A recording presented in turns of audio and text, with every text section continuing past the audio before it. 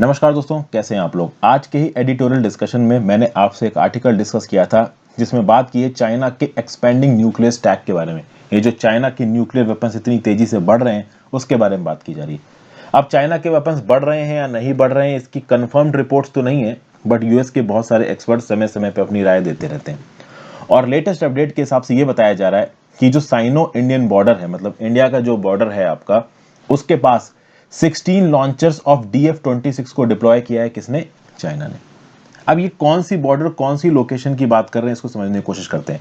हालांकि मैं बता दूं, ये जो DF-26 मिसाइल है, ये मिसाइल न्यूक्लियर कैपेबल है और न्यूक्लियर वेपन्स को पूरी दुनिया में डिलीवर कर सकती है। काफी हाई रेंज मिसाइल है और ओवरऑल पूरे चाइना में ऐसा सुनने में आ रहा है कि नए न्यूक्लियर वॉरहेड्स, नए न्यूक्लियर साइलोज बनाए जा रहे हैं। एक बार इसकी लोकेशन देखते हैं, तब चीजों को और अच्छे तरीके से समझते हैं। यहां पे आपको नजर आ रहा है चाइना का नक्शा। ये जो पर्टिकुलर इलाका मैं दिखा रहा हूं ना, ये इलाका है अक्साई चीन। वैसे तो ये इंडिया का है, बट इसको इलीगली चाइना ने ऑक्युपाई करके रखा हुआ है। ओवरऑल चाइना इस इलाके को दो भागों में बांट चुका है, एक जिनजियांग में और एक आपका तिब्बत में।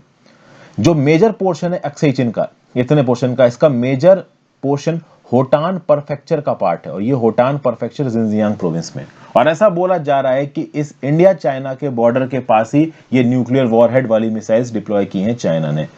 अगर हम ओवरऑल देखें तो इस बात के भी पूरे चांसेस हैं कि हो सकता है अक्साई चीन के अंदर ही ये डिप्लॉयमेंट हुआ हो। कुछ कहा नहीं जा सकता क्योंकि चाइना में ये सब चीजें बहुत सीक्रेटिव तरीके से होती हैं। तो देयर आर फुल चांसेस कि यहां से लेके यहां तक, या इनफैक्ट इवन इनसाइड अक्साई चीन, हो सकता है चाइना ने अपनी न्यूक्लियर मिसाइल्स डिप्लॉय करके रखी गई हो। ओवरऑल सुनने में तो यार है कि पूरे चाइनीज रीजन में उन्होंने अपनी न्यूक्लियर मिसाइल्स डिप्लॉय की हैं, न्यूक्लियर साइलोज वो डेवलप कर रहे हैं। अगर सिप्री की रिपोर्ट के हिसाब से देखा जाए और खुद चाइनीज स्टेटमेंट के हिसाब से देखा जाए तो चाइना के पास 350 न्यूक्लियर वॉरहेड्स हैं। ये कौन बोल रहा है? ये खुद चाइना बोल रहा है।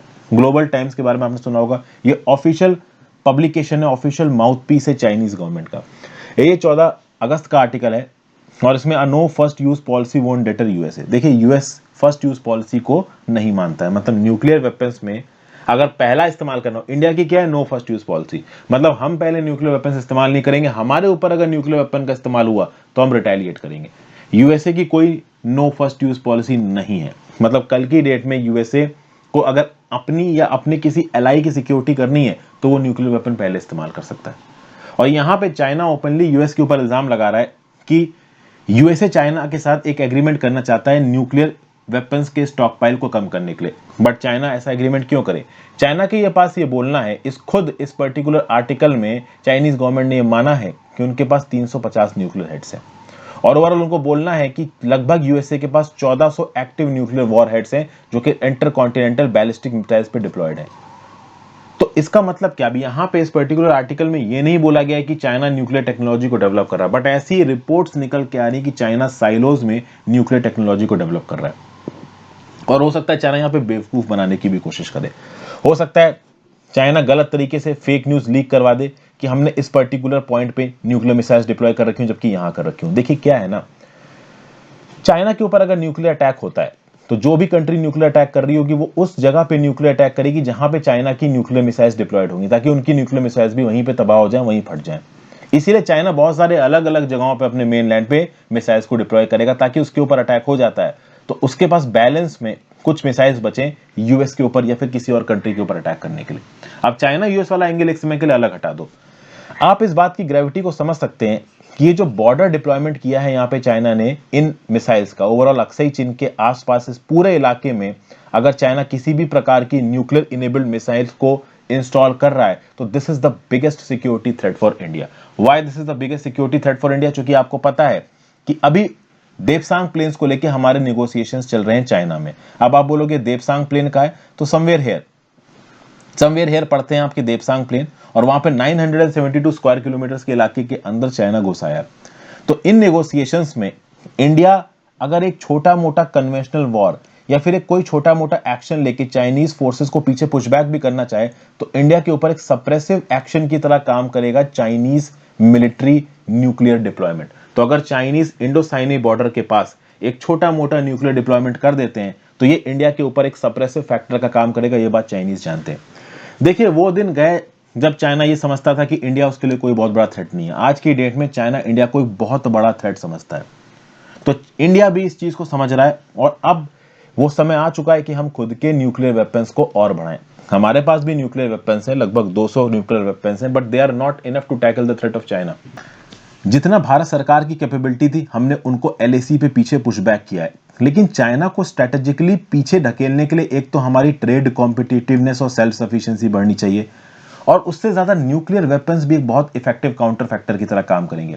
क्योंकि अगर चाइना अपने मेन लैंड पे न्यूक्लियर वेपन्स डेवलप कर रहा है तो वो सिर्फ USA के डर से नहीं कर रहा है, वो फ्यूचर में इंडिया के डर से भी कर रहा है। क्योंकि चाइना इस बात को जानता है कि आगे आने वाले समय में मिलिट्रली और इकोनॉमिकली अगर उसको कोई कंपटीशन दे सकता है तो वो एक ही कंट्री है, इंडिया, USA के बाद।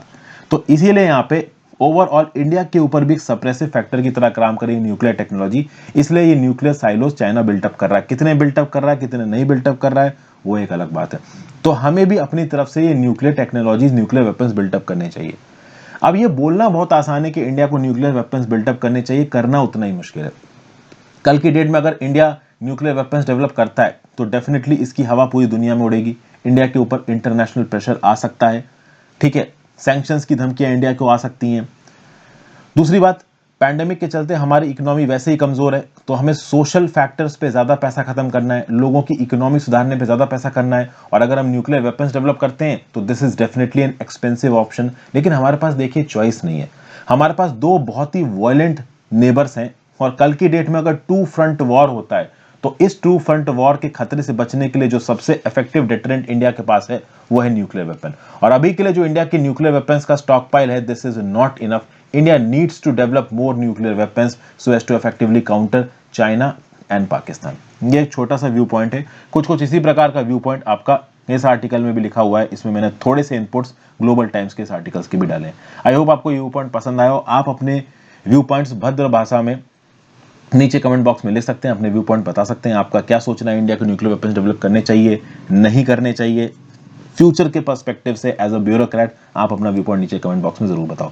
Thank you for watching friends. ज्यादा से ज्यादा लोगों के साथ इस वीडियो को शेयर करिएगा। आप चाहें तो इंस्टाग्राम पे फॉलो कर सकते हैं, नीचे डिस्क्रिप्शन बॉक्स में लिंक दिया हुआ है, और टेलीग्राम ग्रुप ज्वाइन कर लीजिए लेक्चर्स की नोटिफिकेशन के लिए। Have a great day friends, good bye, take care.